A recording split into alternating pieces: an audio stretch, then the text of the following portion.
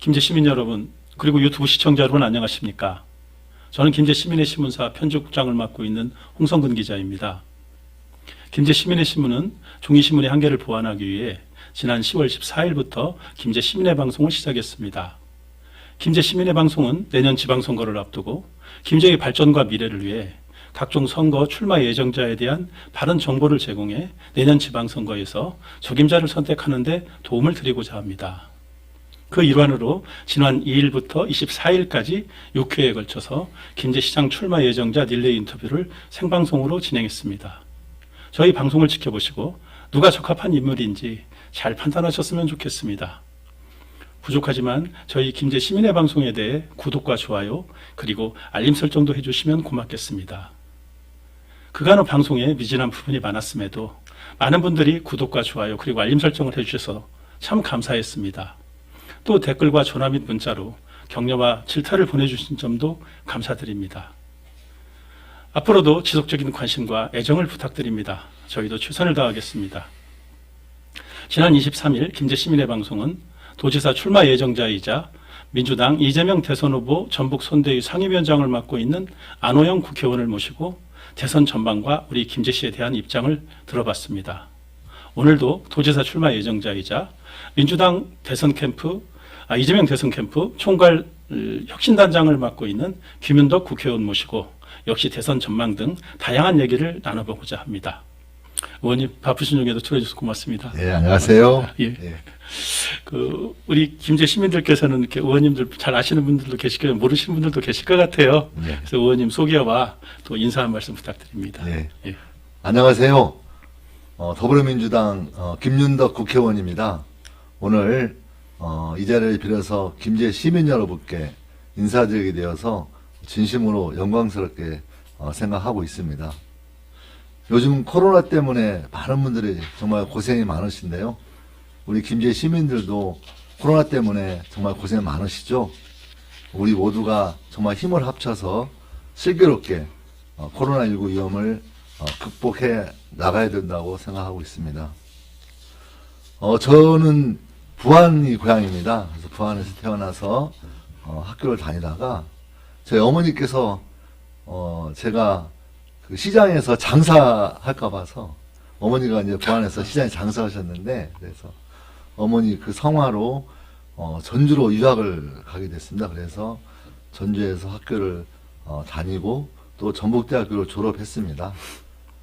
전북대 다니면서 당시에 그 80년대 그 대학을 다니는 많은 학생들이 그랬지만 저도 학생운동에 참여했고요.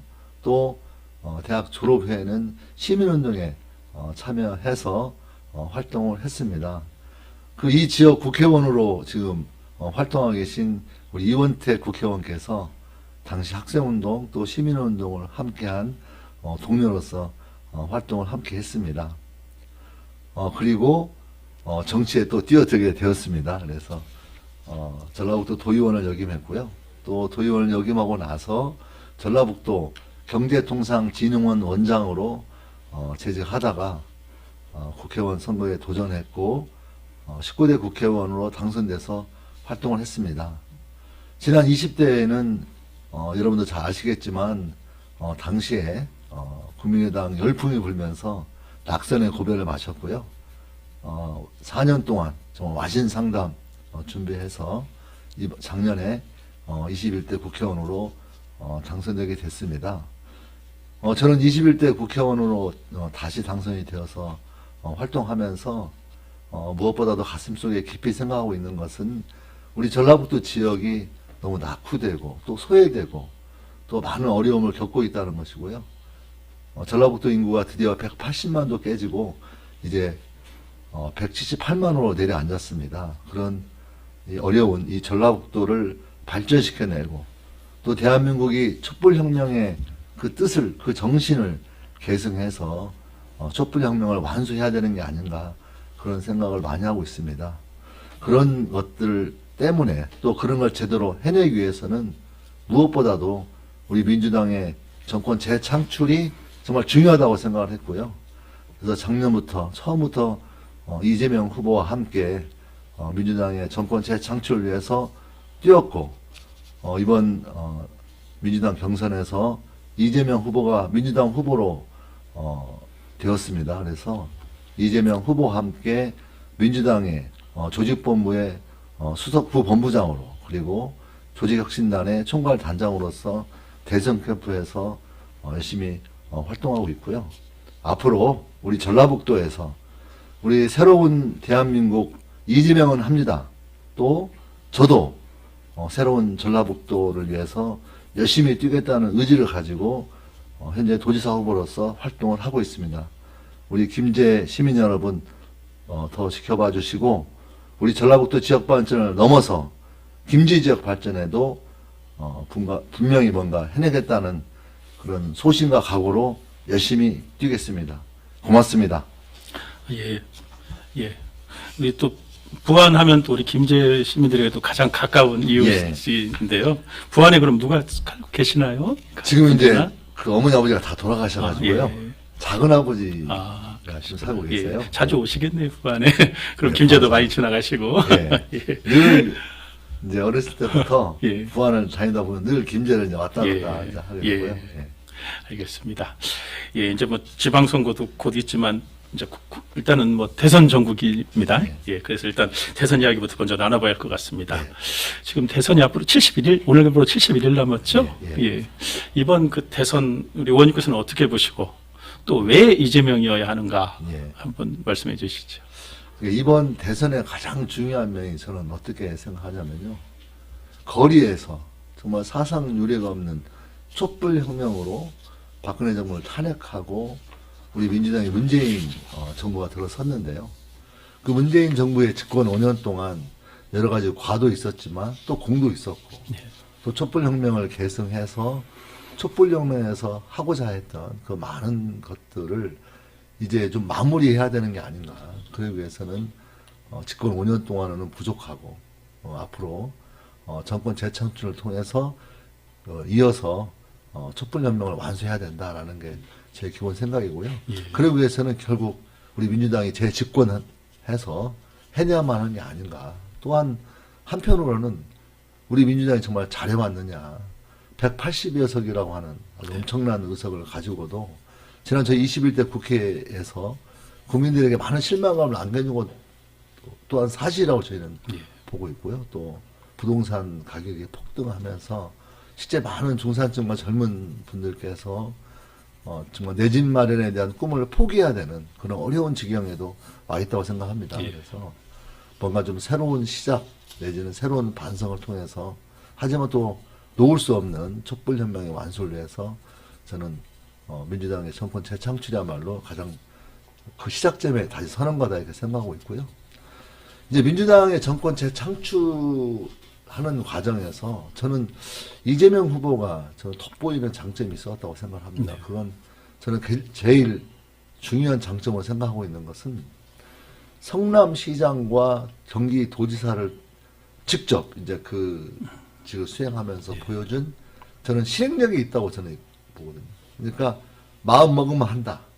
약속하면 지킨다. 네. 공약률 95%에 정말 말했지 우리 정치인들에 대한 국민적 불신이 많이 심각합니다. 네. 정치인들 쇼한다.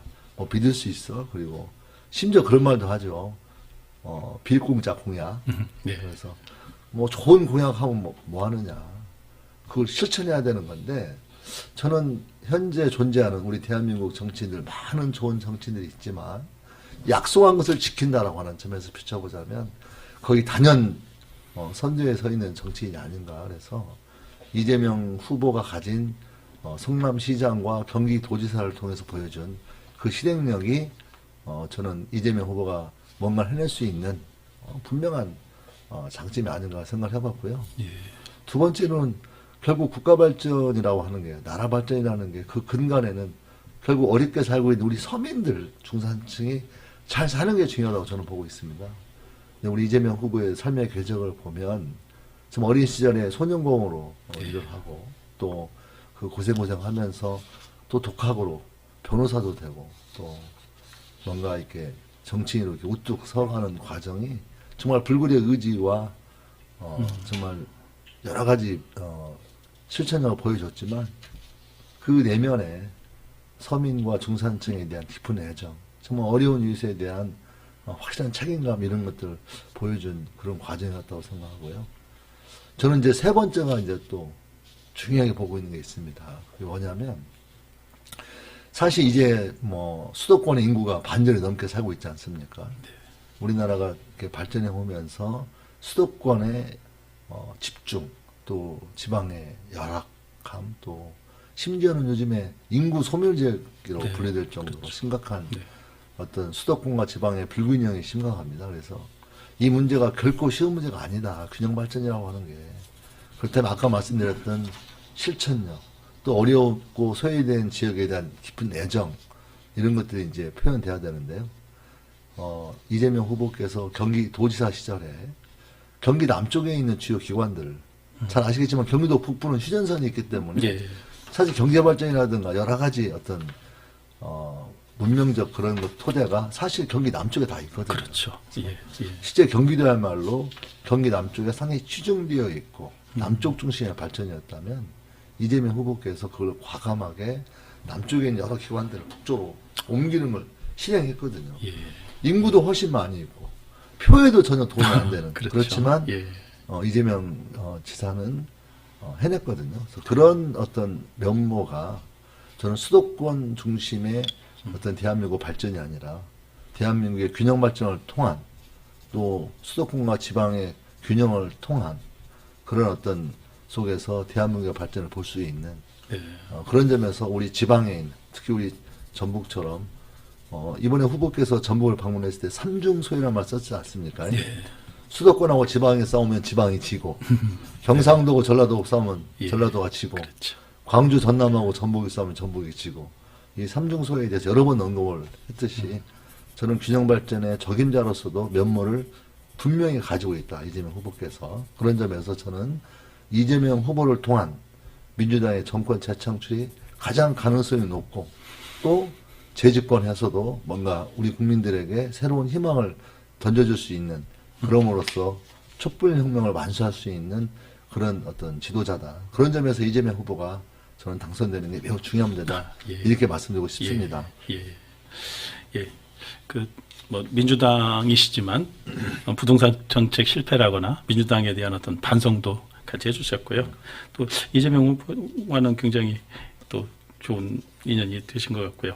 또 우리 전라북도가 사실은 아까 많이 아팠던 부분을 또 와서 굉장히 보듬어 주셨던 것 같아요. 예. 그리고 또 경기 북부를 하는 것도 어떻게 통일에 대비한다면 또 좋은 정책인 것 같아요. 경기도 예. 자체의 균형 발전, 그렇죠. 또 통일을 대비한 또 다른 변화 이런 거죠. 예. 그 전라북도에서 유일하게 지금 초창기에 모든 의원님들이 다 저기 쪽 대선 후보를 했었을 때 유일하게 이재명 후보를 좀 도와주셨었죠. 어떤 인연이 좀 있으셨나요? 아니요, 개인적인 일은 없었어요. 예. 그러니까 저는, 그러니까 이제 이런 표현이 어떨지 모르겠는데, 이제 다른 민주당에 있는 단체장과 국회의원 중에서 유일하게 이제 저 혼자 이재명 후보를 지지해서 네. 상당히 곤혹도 치르고 그랬습니다, 예, 사실. 그러셨겠어요. 걱정도 많이 하는 예. 사람이 계시고 그랬는데요. 제가 처음 만난 건 작년 10월입니다, 이재명 후보를. 아, 작년 얼마 안 되셨네요. 네, 예. 경기도 지사 예. 이제 시절에 예. 제가 연락을 했어요. 어. 그래서 연락을 해라 해가지고 이제 만났죠. 한 4시간 반을 얘기했어요. 그러니까 그 당시에는 지지율도 별로 안 높고 그렇기 때문에 상당히 시간이 있었나 봐가지고 예. 4시간 반 이제 얘기를 아. 했는데요. 예. 저는 아까 뭐 그런 업무적이고 어떤 행정적이고 실천 이런 그런 것들이 이제 많이 섞여 있었는데 제가 마지막에 4시간 반이니까 시간이 굉장히 굉장히 길어졌습니다. 그래서 마지막 이제 경기도 공간 지사공원에 나오면서 악수하면서 이제 수고하시라고 제가 이제 그렇게 정확히 그렇게 얘기했어요. 사람들 많이 만나세요, 지사님. 예, 그러더라고요. 예. 사람들 많이 만나십시오. 사람들 많이 만나면 우리 지사님에 대한 생각이 많이 바뀔 것 같습니다.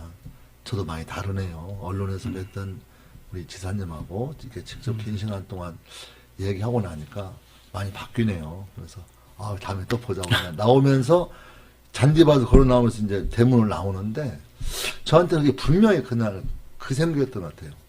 좀 표현이 약간 거치게 한다면 야, 너 같은 사람이 한번 대통령 했으면 좋겠다. 네. 당신 같은 사람이 대통령 했으면 좋겠다. 예. 뭔가 좀 분명한 자기 원칙과 입장, 또 어떤 해내야만 한다면 반드시 해버리는 좀 그런 기질, 그런 어떤 뭐랄까 그런 속성 뭐 이런 것들이 저는 굉장히 마음에 들었고요. 예. 좀 솔직히 좀 거칠어 보이기도 하잖아요. 좀 거칠어 보이고 왠지 정돈돼 보이지 않는 느낌도 있었고 정치인이라면 굉장히 정제된 모습을 우리가 보게 되는데 그렇죠. 사실 제가 본 모습은 오히려 그런 게 아니었고 뭐 마지막 공간 대문 나오면서 그런 거죠. 내가 돕겠다. 당신은 한번 해봐라. 진짜 시원하게 대한민국을 한번 말아먹든 흥하든 뭐 그런 이제 좀 과한 편인데요. 네, 진짜 예. 말아먹든 흥하든 한번 해봤으면 좋겠다. 예. 내가 돕겠다 이런 생각이 들었고 처음 이제 받은 느낌은 그런 거예요. 굉장히 이렇게 공격적이어 보이고 뭔가 약간 강내 뭐 이런 느낌인데 실제 개인적으로 만났을 때 저는 그렇게 느꼈습니다. 상당히 샤이한 사람이구나. 이게 굉장히 부끄러움도 많고 샤이한 사람이고 굉장히 신중한 사람이었어요. 그래요. 그러니까 볼 땐 굉장히 사이다. 그렇죠. 신데도 신중. 예. 그러니까 그렇겠죠. 본인이 예. 폼이라고 예. 생각하고 또 하고 또 하고다 딱 네. 판단했으면 미는 거지. 그렇죠. 그 과정에서의 결정을 내리기까지는 굉장히 신중하지만 네. 이 내린 이후에는 그냥 과감하게. 그렇죠. 예. 오히려 네. 샤이한 성격이고 네. 신중한 성격이니까 네. 사람들이 그런 걸 볼 기회가 많이 없었던 거죠. 그래서 제가 이것저것 물어봤거든요. 맞아요. 정치인분들 인터뷰 해보면 이것도 아니고 저것도 아니고 그러신 분들이 많거든요. 정돈된 얘기를 그냥 하는 예. 거거든요. 예. 뭐 국민들이 볼 때는 뭐야 이런 예. 건데 예. 이재명 후보는 그런 데서 분명하다는 거죠. 그 대신 잘 모르는 게 있으면 잘 모르겠어요. 굉장히 똑똑한 사람이거든요. 이번에 그렇죠. 어느 유튜브 방송에서 방송 나오는데 그 굉장한 어떤 실력을 좀 뽐냈잖아요. 근데 실제 얘기를 해보면 의원님 저는 잘 모르겠네요. 그러면 서슴없이 해요. 그러게요. 원고 없이 하겠다라고 선언을 했잖아요.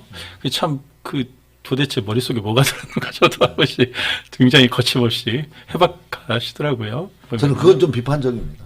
그러세요. 왜냐하면 정치인이 어떤 후보로서 공적인 거기 때문에 저는 원물이고 질질 이렇게 뭐 읽어라 이런 의미는 아니지만 저는 거기에서 이렇게 논의되지 못한 그런 것도 있을 수 있기 때문에 빌미를 제공할 수는 있죠. 네, 그렇게 하다 대국민 보면 메시지 성격이 있기 예, 때문에 예. 저는 어떤 기초자료는 있었다고 보고 있고요. 다만 그게 이제 그냥 써주는 대로 참모가 써주는 대로 옛날에 뭐 그런 말도 있었잖아요. 예. 그게 아니고 본인의 의사 또 본인의 발언 본인의 책임성 있는 발언 이런 걸 위해서라도 저는 정리된 했으면 좋겠고 좀 아쉬워요. 근데 저는 오히려 이제 그런 점을 좋게는 보죠. 그러니까 해낼 거다. 예, 이재명 표가 나올 거다. 저는 그렇게 생각합니다. 예.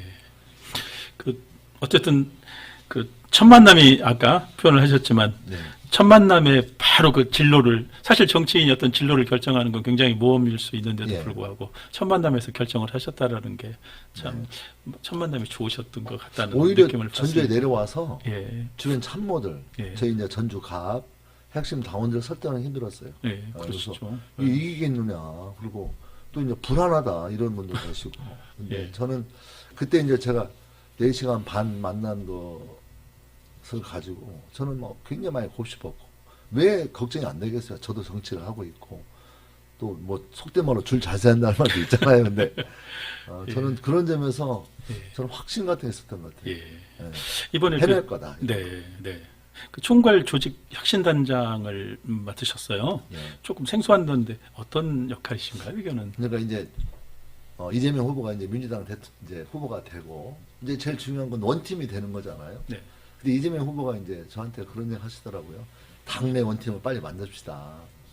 당내 원팀을 빨리 만들고 당 밖에 여권 성향의 사람들도 좀 그 원팀을 확대합시다. 그래야만 우리가 이깁니다. 이제 그런 얘기를 나눴는데요. 그래서 우리 이제 이재명과 경쟁을 했던 우리 민주당의 많은 후보들이 이제 원팀을 만들었어요. 근데 이제 그런 거죠. 이제 제 고민은 조직이라는 게 이렇게 촘촘히 만들어질 때 더 강하잖아요. 근데 이제 조직본부 이제 본부장에 이제 그 저희 선배 정치인 이제 오시고 제가 이제 경선 때는 이재명 캠프 경선 때 제가 조직본부를 했지만 이제 통합이 되니까 제가 이제 공동 수석 부본부장을 하게 되는 거죠. 그래서 공조직 차원에서 민주당이 전체 이제 그 당 중심으로 해서 중앙당 중심으로 이제 공조직이 만들어지는데 원래도 하자면 이제 이런 표현을 좀 어찌 모르겠는데 전주 갑에는 대부분 이재명 지지했던 분들이 보류잖아요.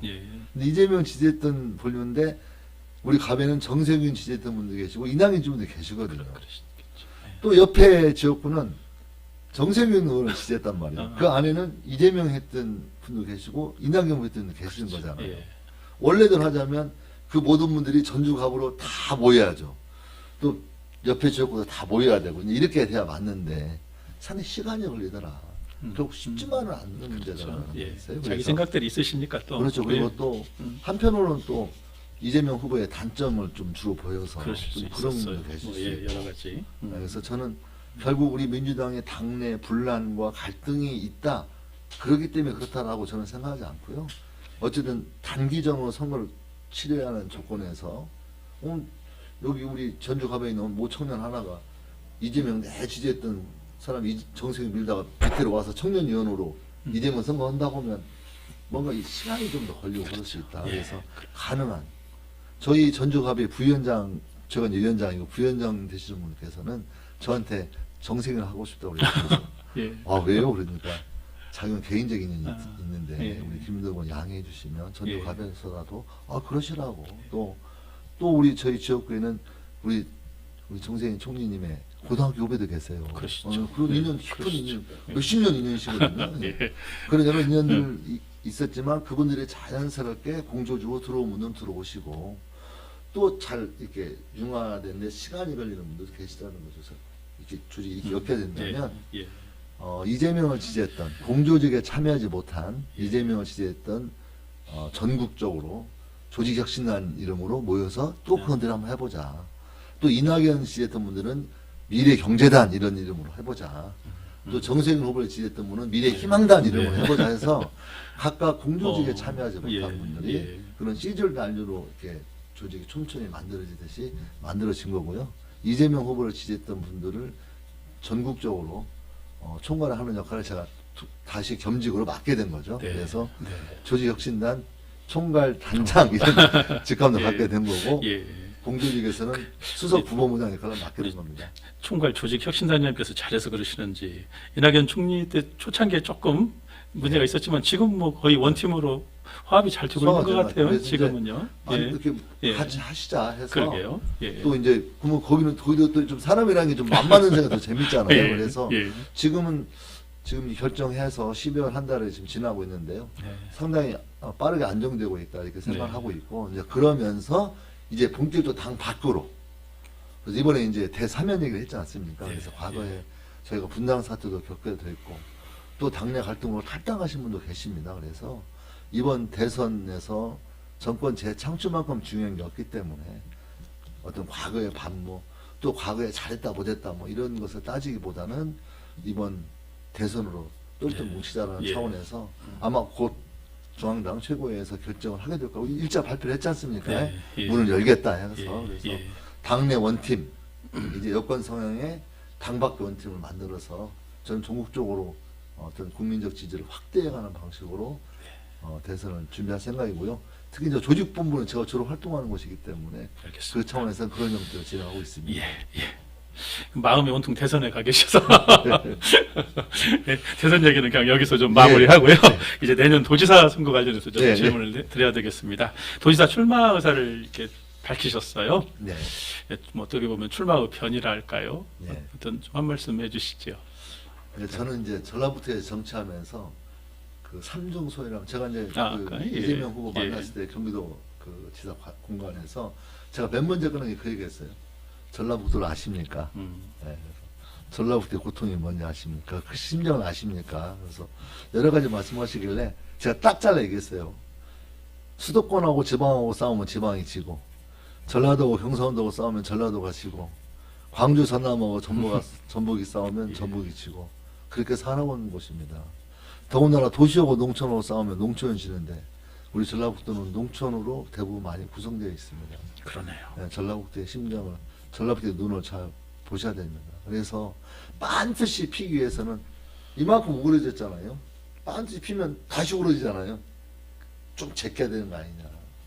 그 제껴주는 역할을 이재명 지사께서 해주시면 좋겠다. 제가 이런 말씀을 드린 적이 있거든요. 네. 그래서 저는 정치하면서 그런 심정이 많이 있습니다. 그래서 어떤 대한민국 속의 이 전라북도가 과거 그 영광스러웠던 6대 도시라고 하는 전주가 6대 도시였잖아요. 그런 시절도 있었는데 지금은 축소돼서 전국에서 거의 16위, 17위를 다투는 그런 네.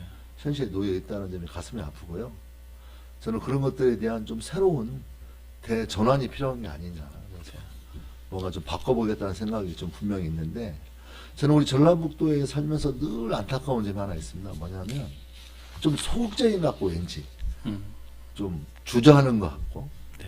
좋게 말하면 친절하고 안정화되어 있고 차분하고 이런 거죠. 네. 좀 들썩들썩하고 좀 시끄럽고 뭔가 좀 부딪히기도 하고 이런 어떤 큰 변화가 한번 있었으면 좋겠다라는 게 저는 저의 핵심적인 첫 생각이 그겁니다. 그래서 뭔가 이 전라북도를 잘 관리하고 잘 정리하는 그런 게 아니라 전라북도가 뭔가 양막 이 변화로 제가 그런 얘기해요. 전라북도를 공사판으로 만들어 버리겠습니다. 이런 얘기 한 번씩 해요. 제가 우리 그 어르신들 서울에 가보셨죠? 예. 경기도 가보셨죠? 막 여기저기 공사해서 불편하잖아요. 아우 좀 짜증나잖아요. 근데 어떻습니까? 그런 곳에 살고 싶습니까? 아니면 10년, 20년 변화가 그대로인 동네에 살고 싶습니까? 그냥 대부분의 사람들은 좀 바꿔보자고 그러거든요. 그래서 저는 농담 반 진담 반이지만 전라북도를 공사판으로 만들어버리겠다. 전라북도가 시끌벅적을 해버리겠다. 그래서 우리 젊은 아이들이, 젊은 청년들이 여기서 태어나서 여기서 결혼도 하고 아이도 낳고 직장도 다니고 이럴 수 있는 그 힘이 계속 유지될 수 있는 저는 제가 신망하고자 하는 첫 번째는 그거고요. 두 번째로는 저는 도지사 하면서 그런 생각 많이 들어요. 중앙정치가 중요하더라고 해보니까. 결국 국가 예산의 대부분은 중앙정부가 쥐고 있고 네. 그 다음에 지방자치가 완벽히 되어 있지 못하면서 사실상 8대2입니다. 국비가 80%고 지방비 20%에 지나지 않는데 선진국은 5.5대 4.5까지 가기도 하고 그렇습니다. 네. 그래서 그걸 계속 바꿔 나가야 되겠지만 그런 것이 한계가 있고 부족하다면 저는 중앙정부와 도의 가교역할을 하겠다 이래서 그래서 이재명 후보를 민 이유 중에 하나는 저는 제가 가교역할을 하겠다. 네. 정말 어려울 때 함께해서 힘든 고비를 넘고 나면 저는 그런 어떤 중앙정부의 수장과 나눌 수 있는 그런 여러 가지 동지적 연대의식이 있을 수 있다고 저는 봤고요. 그래서 네. 저는 중앙정부와 지방의 가구 역할을 수행하는 역할을 해봐야 되겠다. 또 하나는 저는 전북의 에너지가 있습니다. 전북의 에너지를 로컬 파워 뽑아내야 되는 거죠. 그래서 전북이 가진 기술, 전북이 가진 문화, 전북이 가진 역사 이런 것들에 대해서 좀 전북 지역 입장에 맞게 그걸 잘 뽑아내는 역할을 수행해서 이 세 가지가 좀 이렇게 접목이 잘 된다면 저는 전라북도에 어떤 큰 변화가 알겠습니다. 생기지 않겠는가. 예. 그런 제가 생각이 사실 여쭤볼 게 굉장히 많은데요. 예, 너무 얘기를 듣다 보니까 굉장히 막 시간이 아깝습니다. 지금 뭐 제가 지금 뭐 전라북도 전체적인 공약이라거나 어떤 의원님만의 어떤 특수한 뭐 이런 전략이나 이런 걸 좀 여쭤보려고 했는데요. 예. 제가 좀 뒤에 질문드려야 될 게 많기 때문에 예, 예. 그냥 우리 김제 시민들께서 만약에 도시다가 되신다면 김제 어떤 것을 김제 관련 공약이 있다면 한번 어떤 게 있나요? 그러니까 저는 오늘 솔직히 이 자리에 오면서 네. 김제 관련은 공약이 저희 준비된 공약이 이런 공약이 있습니다. 예. 이렇게 하겠습니다. 이렇게 말씀드리는 건 좀 빠른 것 같아요, 솔직히. 네. 그래서 좀 김제에 대한 공약이 있다면 좀 더 정리된 내용으로 저는 다시 한번 김제 공약 관련돼서 예. 얘기할 수 있는 시간이 있었으면 좋겠고요. 예. 예. 그게 잘 정리되어 있지 못한 거에 대해서는 우리 아. 시민 여러분께 예. 좀 죄송한 말씀도 올릴 것 같고요. 예. 오히려 도 전체에 대한 어떤 프로젝트 이런 데 일단 관심이 많고 이제 구청 14개 시군에 대한 그 세세한 것들은 네. 지금 계속 정리하고 있고 토론하고 있고 그러기 때문에 여기서 이제 준비하고 있는 걸 얘기하자니 잘못하면 또 실수할 것 같아서 예, 알겠습니다. 좀 더 자세한 건 예, 다음 예, 기회에 미루도록 예. 하고요. 그래요? 다만 예. 지금 현재 그 시골 우리 그 김제 지역 같은 경우도 외국인들이 참 많이 들어와 있습니다. 네. 그래서 예. 그 외국인들이 좀 더 잘 교육되고 훈련된다면 훨씬 더 많은 걸 할 수 있다고 저는 생각하거든요. 예. 그래서 그런 분들이 어떤 언어라든가 또 생활 문화라든가 이걸 잘 융화될 수 있도록 만드는 것도 중요하겠지만 한 단계 더 높아져서 그분들에게 그런 농업 교육에 대한 농업 기술에 대한 교육 훈련이 잘 된다면 좋지 않을까 싶어서 아. 외국인 농업기술 훈련원 같은 거 설립하겠다. 아, 그래서 예. 그런 거점으로서 그러면 요거는 만들어야 어떻게 되겠다. 돌입이 될까요? 국립이 일차는 될까요? 돌입이라고 생각합니다. 돌입이 돼야겠죠. 네. 예. 아니면 이제 국립으로 요청할 수 있겠지만 예, 예. 오히려 그런 일들이 어떤 예. 저희들이 볼 때는 여기 이제 농진청이고 예. 기관이 많이 있잖아요. 예. 그런 어떤 유관 기관과 협업할 수 있는 체가 있기 때문에 예. 저는 돌입을 만들어서 성공한다면 예. 저는 국립으로도 승격시킬 예. 수 있다고 생각하고 예. 있습니다. 그러면 뭐 예. 또 하나는 일단 또 중요해 보고 있는 건 이제 어쨌든 여기서 종자산업 육성이라는 게 지금까지 김재수 중요한 테마이기 때문에 저는 그 부분을 계속 개선시켜서 발전시키겠다라고 하는 건 분명한 생각을 가지고 있고요. 네. 다만 이제 늘 예민한 문제가 있죠. 이제 새만금 문제가 있는 거 아닙니까? 네. 다만 이제 새만금 고속도로가 혹시 그거 아세요, 국장님? 새만금 고속도로가 그 1차 네. 기본 설계, 실시 설계, 그다음에 예산 투입되는 과정이 있는데 그때 그 기본 설계, 실시 설계 할 때 국토교통위원이 전라북도에 누군지 아세요? 우리 의원님. 예, 제가 초선의원한테 예, 예. 아, 그러셨구나. 예. 동서 화합 사원에서 예. 또 실제 동서가 경제적인 교류를 할 수 있는 이렇게 동서로 된 고속도로가 없습니다. 그렇죠. 우리나라는 거의 남북으로만 그렇죠. 서울 이렇게 돼 중심으로. 있거든요. 예. 네. 예. 새마을에서 포항까지 고속도로를 이제 제가 이제 그렇죠. 주도하면서 어떻게 보면 88 올림픽 도로가 어떻게 보면 동서도로의 효시라고 봐야 될 수 있겠어요. 좁은 예, 2차선 도로. 그게 이제 지금은 확장이 됐지만. 새마을고속도로가 이제 곧 완공될 처지로 예. 있고 다만 이제 일부 구간이 그 치마 현상이 좀 있어가지고 좀 네. 공기가 늦어지는 문제가 있는데요. 예. 저는 새마을고속도로 이제 만들어냈는데 저는 중요하게 보는 건 새만금 문제라고 결국 봅니다. 예. 특히 서부권, 전라북도 전체적으로 봐도 예. 제가 새만금은 좀 이따 좀 한번 깊이 들어가 보려고 아, 합니다. 별도로 드리겠습니다. 예. 아, 근데 좀 예. 다음에 오실 때는 좀 김제 보따리를 좀 크게 만들어 예. 갖고 오셨으면 좋겠습니다. 네. 뭐 지금 뭐 새만금뿐만이 아니고라도 지금 지자체 간 통합 논의가 많이 있습니다. 네. 뭐 이제 전주 완주가 이렇게 하려다 좀 실패를 했고요. 네. 뭐 최근에는 뭐 김제 전주 통합 논의도 있고 아니면 또 김제 부안 뭐 군산을 묶어서 새만금 통합시를 하자는 이런 의견도 있고요. 그런 거에 대해서는 우리 의원님 어떻게 생각하세요? 일단 지역적으로 보자면 새만금 지역이지만 큰 틀로 보자면 네. 먼저 우리 시민 여러분이 꼭 말씀드리고 싶은 것은 소위 말하는 이 최초의 단초가 부울경 메가시티입니다.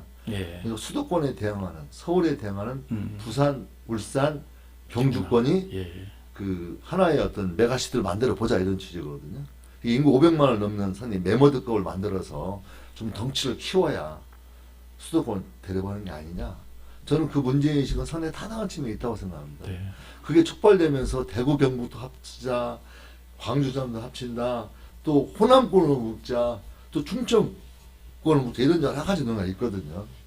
근데 사실 전라북도 입장에서는 고민이 되는 거죠. 광주 전남으로 가자니 지금까지 광주 전남에서 보여준 태도를 볼 때 사실 그 정부기관 슬림하는 과정에서 86.5%가 다 광주로 갔거든요. 그러게요. 그래서. 같은 호남이지만 들러리 같은 느낌이에요. 그런 예. 점에서 우리 전북 예. 소외감이 있기 때문에 예. 저는 광주 전남 하는 건 별로 좋지 않겠다. 충청권과도 마찬가지라는 거죠. 예. 그런 점을 고려해 볼 때 저는 주의하게 문제의식을 가지고 있는 게 있습니다. 저는 군산하고 서천을 자주 가봅니다. 서천은 충남이고 군산은 전북이거든요. 근데 군산은 30만 도시고 서천은 규모가 작은 군입니다. 네. 경제적으로 서천이 저희가 땡기고 있다고. 그렇죠. 그 동백대교를 이렇게 놓으면서 생활권이 군산으로 또 군산으로 되버렸어요. 편입되고 예, 있습니다. 장항 쪽이요. 네. 예. 그래서 군산에서 예. 예를 들면 뭐 병원하거나 의사 그쪽 가서 개업하기가 자연스럽게 예. 되고 있거든요. 메가시티화 된다는 건 그 메가시티의 중심적 도시가 있지 않겠습니까? 네. 중심 지역에서 먼 메가시티 지역은 또 소외생이 생길 거라는 거죠. 거기까지 만족시키는 건 매우 어려울 거라 저는 이렇게 보고 있습니다. 예. 그래서 뭐- 이렇게 작은 도시들이 통합을 좀 두려워하는 부분, 반대하는 그렇죠. 부분이 있는 있는 거죠. 거죠. 예. 그랬을 때 전북이 좀 더 이게 주요 거점으로 단단해질 수만 있다면 오히려 메가시티라고 불렸던 그 외곽 지역이 오히려 전북에 흡수될 가능성이 더 높다 이렇게 보는 거죠. 예. 충남의 서천, 논산, 그 다음에 금산, 그 다음에 전남의 장성 이런 데가 오히려 메가시티화 되어가면 되갈수록 그 메가시티 외곽 지역은 오히려 소외 지역, 변방 지역으로 될 가능성이 있다면 네. 우리가 전라북도가 좀 더 단단한 강소 메가시티로 발전시켜낼 수만 있다면 저는 내용적으로 경제 영역적으로는 확장될 가능성이 있다. 대표적인 곳이 군산과 서천 모델을 보면 알 수 있다. 그러게요. 그렇다면, 지금 보면 네. 도내에서도 순창도 광주권을 이용하시죠. 오히려 역으로 편입되고 있는 거죠. 예, 저쪽. 오히려 우리가 단단해진다면 저는 오히려 우리한테 더 네. 올 수 있는 더 강하게 결정의 폭이 있다고 보고 있고요. 그러면 통합 논의에 대해서는 좀 긍정적인 입장. 아주 긍정적이죠. 장기적으로. 다만 예. 우리 국장님이 참 좋은 말씀하셨어요. 인구가 적은 지역에서는 뭔가 통합되어 한다면 불안한 거죠. 이렇게 흡수돼 버리면서. 예. 그래서 구체적인 로드맵을 내오지 않고서 뭔가 통합이라는 당위성, 통합하는 게 참 그래, 그게 좋긴 하겠다 싶은데 나는 어떻게 하라고 이런 심정이 있는 사람들에게 예. 자꾸 당위성만 내세운다면 그것도 보이지 않는 폭력이라고 저는 생각하고 있습니다. 네. 저는 로드맵이 필요하다는 것이죠. 비전이 필요한. 이건 이렇게 되고, 이건 이렇게 되고, 이 점 우리가 손해가 아니고, 더 이익이구나, 더 이익이구나. 하나가 된다면 더 이익이다라고 하는 결론을 내려줘야 될 저는 계획안이 필요하다고 보고 있는 거고요. 네. 예. 저는 그런 것들을 만들어내는 게 저는 정치권의 임무다. 차기 도지사가 저는 향후 새만금 사업이 사실상 2022년부터 새롭게 시작되는 아침이 없거든요. 그런 점을 고려해 볼 때 저는 차기 도지사에게 가장 중요한 과업 중에 하나가 바로 그게 아닌가. 새만금 지역은 새만금 지역대로, 전주 안주는 전주 안주대로, 그다음에 남북권은 남북권대로, 동북권은 동북권대로의 전북지의 각각의 그 권역별로의 어떤 비전을 만들고 그 비전을 각각의 어떤 시장 군수와 국회의원들과 함께 그걸 하나로 내우면서 전체적으로는 전라북도 강소 메가시티라고 하는 비전 하에 저는 각각의 권역들이 좀 더 발전하고 탄탄해질 수 있는 것들을 도민들에게, 시민들에게 설득력 있게 제시하는 것, 이것이 저는 가장 중요하다고 보고 있고요. 그래서 방향은 분명하다고 보고 있고요. 예. 다만 그 방향을 강제하거나 전주 안주 통합 문제도 저도 그 당시에 이제 그 정치권이니까 보고 있었지만 실제 그 실패했지 않습니까? 그건 완주 국민들한테 탓한다? 저는 그렇게 생각하지 않아요. 완주 국민들에게 뭔가 부족했는지, 어떤 점을 제시했어야 되는지에 대한 평가를 통해서 저는 그걸 내와야만, 가져야만 저는 설득력 있게 다가갈 수 있고 결국 국민들을 설득할 수 있는 게 아니겠느냐. 네.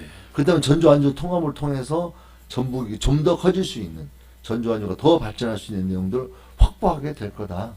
저는 그게 전라북도가 권역별로 발전할 수 있는 중요한 비전의 한 축의 내용이 된다 이렇게 생각하고 있는 겁니다. 예. 새만금 지역도 예의가 아니고 오히려 새만금 지역이야말로 그걸 가장 성공시킬 수 있는 모델이 아니냐. 네. 지금 여러 가지 갈등이 있습니다. 문제도 많이 있지만 어떤 그런 극복할 수 있는 저는 지혜를 모아야 된다. 네, 맞습니다. 주민들이 그 공감하고 어느 정도 그 의식이 성숙된 이후에 통합이 논의가 되어야지, 그러지 않고 섣부른 어떤 통합 논의는 오히려 지역 간의 어떤 반목과 분열만 부추기는 것 같아요. 그래서 굉장히 신중하게 해야 될 문제다. 네. 이런 생각이 듭니다. 지금 또 굉장히 좀 도지사 후보로서는 제가 좀 입장이 곤란한 질문일 수 있는데, 예. 김제, 군산, 부안 이 지금 첨예하게 대립하고 있습니다. 네. 법정 공감까지 하고 있고요. 예. 지금 3개 시군의 새만금 관할권 싸움, 네. 우리 의원님께서는 어떻게 보십니까?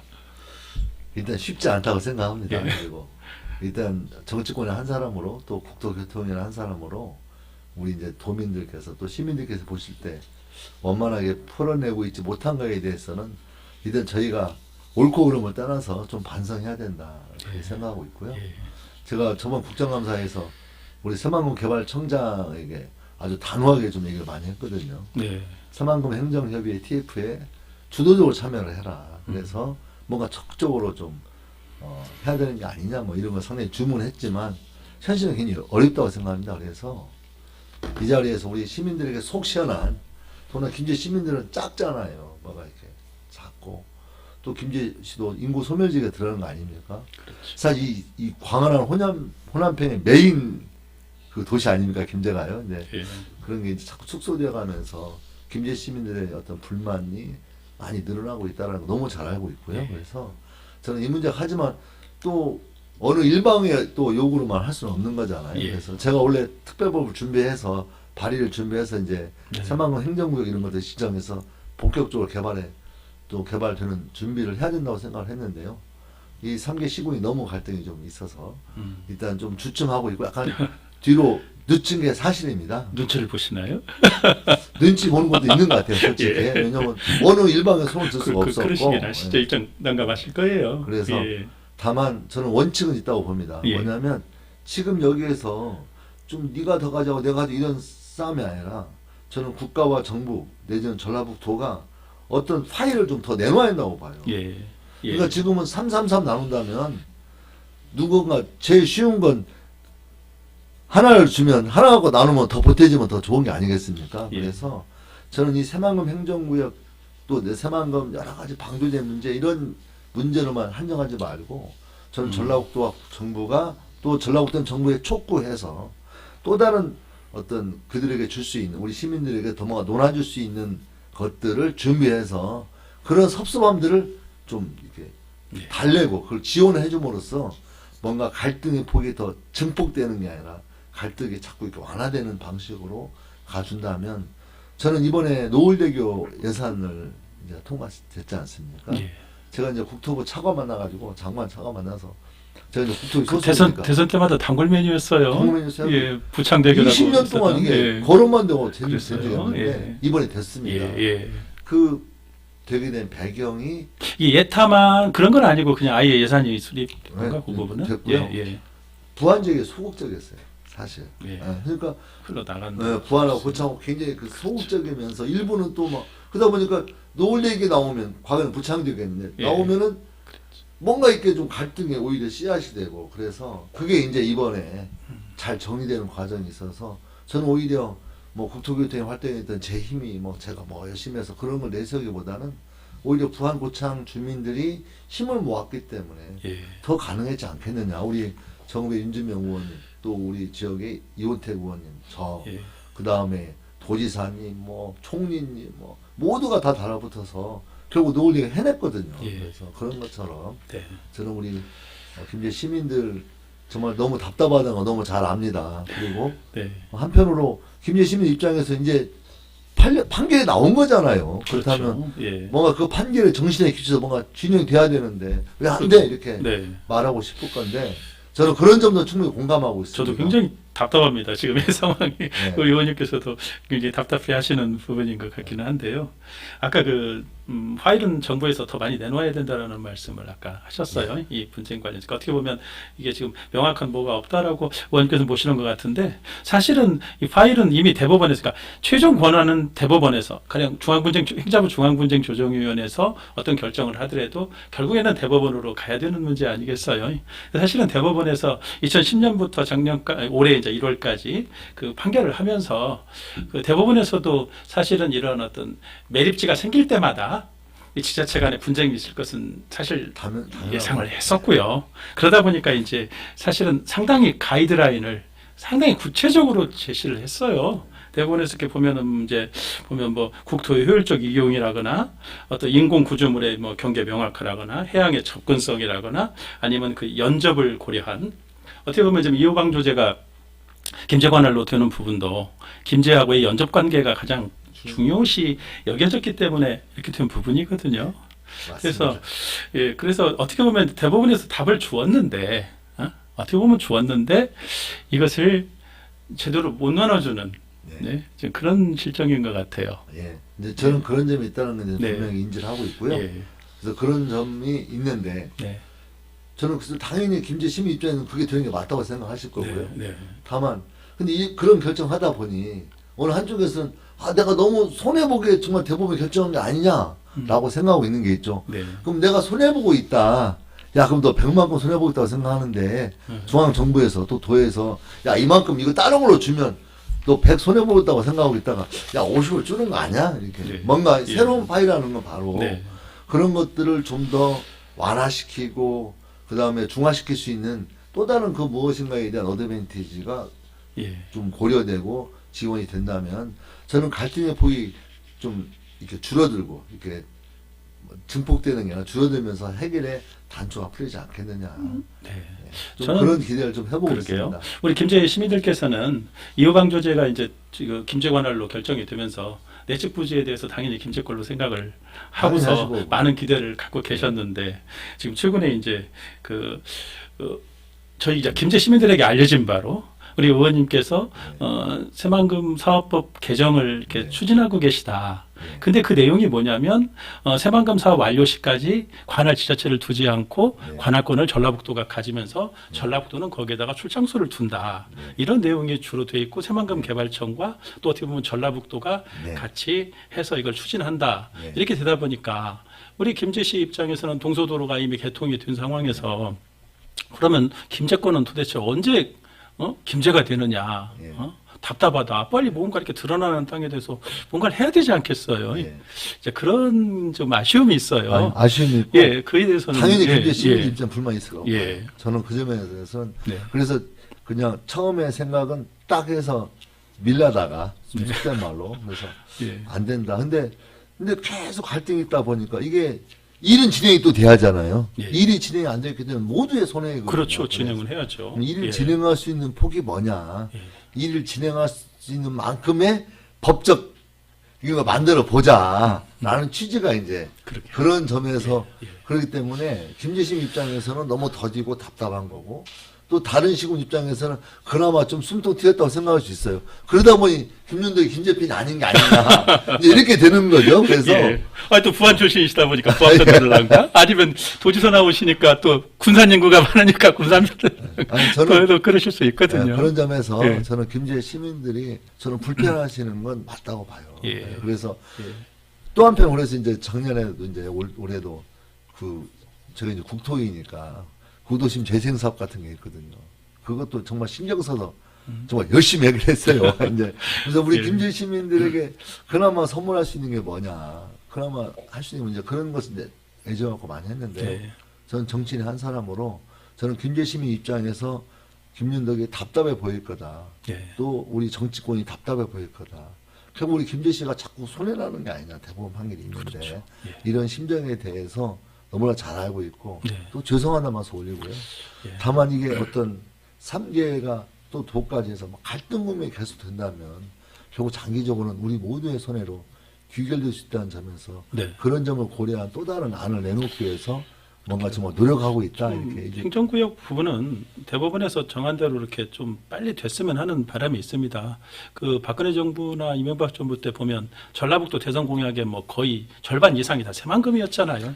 새만금으로 전라북도민들을 많은 희망 고문을 했었고 또 많은 또 어떻게 보면 그것으로 인해서 어떤 예산이 예산대로 오는 거기 때문에 다른 부분에서 또 지연된 부분도 있었고 지금 땅이 드러나면서 이제 뭔가를 지금 해야 되는 부분이 있잖아요. 네, 맞습니다. 지금 군산 같은 경우는 지금 1209 새만금 그 산업단지 같은 경우에 군산시로 지적 등록이 됐고요.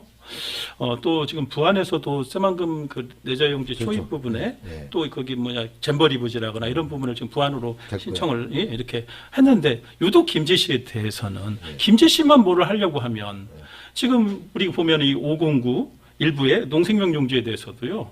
2018년에 그 농식품부에서는 김제시 관할 이렇게 행안부 에서도 중앙군정조정에서 해줬어요. 근데 이 땅에 대해서 또 새만금 개발청이 아직도 지금 이걸 지금 지적 부분을 지금 안 해주고 있는 부분이 있어요.